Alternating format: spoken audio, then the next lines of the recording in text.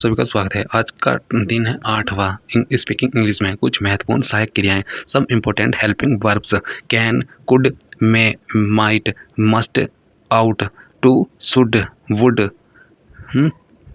अब तक आपने तीनों कालो टेंस की क्रियाओं का अभ्यास किया। वहाँ भी अपने सहायक क्रियाओं स्पेशल वर्ब अर्थात हेल्पिंग वर्ब का सहारा लिया था। चलिए अब कुछ और सहायक क्रियाओं का अभ्यास करें। कैन और में ये सहायक क्रिया हैं। दोनों का अर्थ सकना, पर इस सकना के अर्थों में भेद है जिसे आप नीचे दिए गए वाक्यों में स्वयं समझ सकेंगे। कुड कैन का भूतकाल, माइट हैव में का भूतकाल कुड, और वुड से वाक्य शुरू करने पर रिक्वेस्ट या आग्रह का भाव आता है। फिर इसमें आएगा कैन में आएगा रजनी क्या तुम सितार बजा सकती हो? Rajni can you play sitar?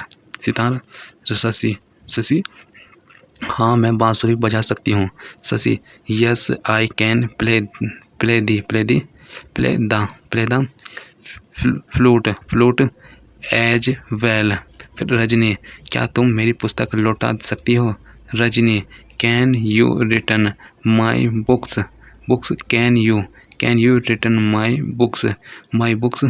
फिर आएगा शशि नहीं मैं वे अभी नहीं लौट सकती। फिर में है Shashi no I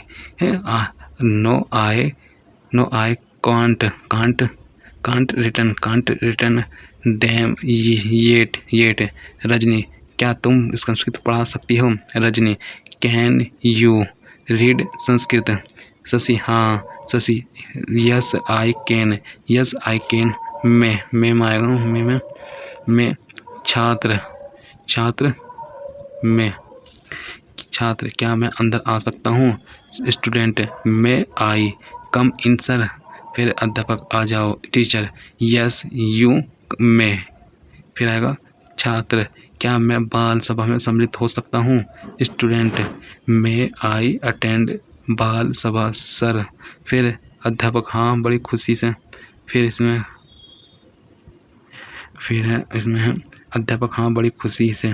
teacher yes with great pleasure या ऑफ कोर्स। छात्र क्या मैं सुरेश के साथ जा सकता हूँ सर? स्टूडेंट सर मैं आई एक कंपनी सुरेश। अध्यापक नहीं मैं नहीं तुम पहले अपना काम करो।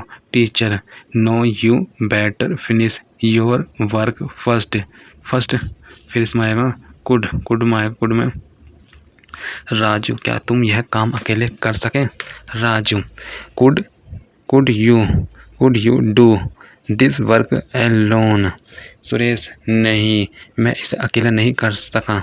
सुरेश नो आई couldn't आई वो नो आई couldn't। फिर आएगा राजू क्या वह समय पर तुम्हारी मदद कर सकी? Raju could she help you in time. फिर सुरेश हाँ कर सकी। Suresh yes she could. राजू क्या तुम्हारे पास मेरे लिए पानी राजू क्या तुम मेरे लिए पानी ला सकते हो? Raju could you bring me a glass of water? फिर सुरेश खुशी से। Suresh with pleasure. फिर might must ought to would should.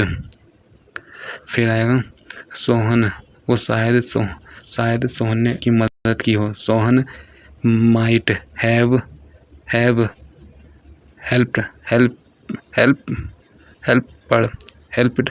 Helped him. फिर शायद वह यहाँ आया होगा।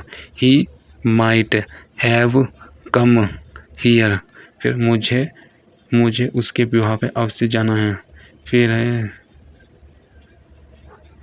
है I must attend his marriage. फिर आएगा मुझे 10 बजे तक घर अवश्य पहुँच जाना चाहिए। I must reach home by 10 o'clock। I must reach home by 10 o'clock। फिर इसमें आएगा मस्ट देखो मुझे 10 बजे तक घर अवश्य पहुंच जाना चाहिए। I must reach home by 10 o'clock। फिर आएगा हमें अपने से छोटे से प्यार करना चाहिए। We ought to love our youngers. फिर आएगा जरा यह चिट्ठी पोस्ट कर देंगे। यह आएगा would you post this letter please. तुम्हें कक्षा में अधिक नियमित रूप से जाना चाहिए। फिर इसमें प्रश्न में है इसमें तुम्हें कक्षा में अधिक नियमित रूप से जाना चाहिए। यह आएगा you should attend the class more regularly.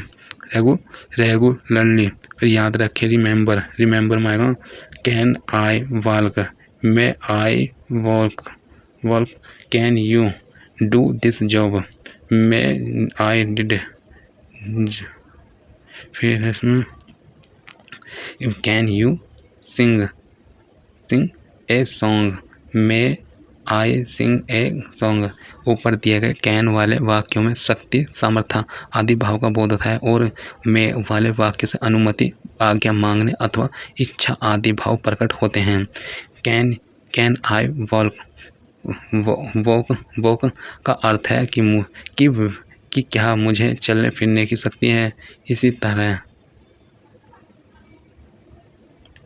फिर इसमें है कैन आई वॉक का अर्थ है कि मुझे चलने फिरने की शक्ति है।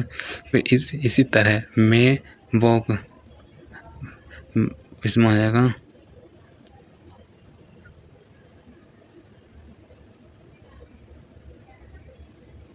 फिर इसमें आएगा इसमें क्या मतलब इजाज़त मांगने से है। क्या मैं शेयर कर लूँ।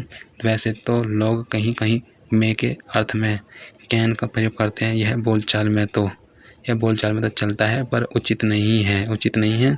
जैसा कि पहले भी बताया गया कुड और माइट शब्द अंग्रेजी शब्द है।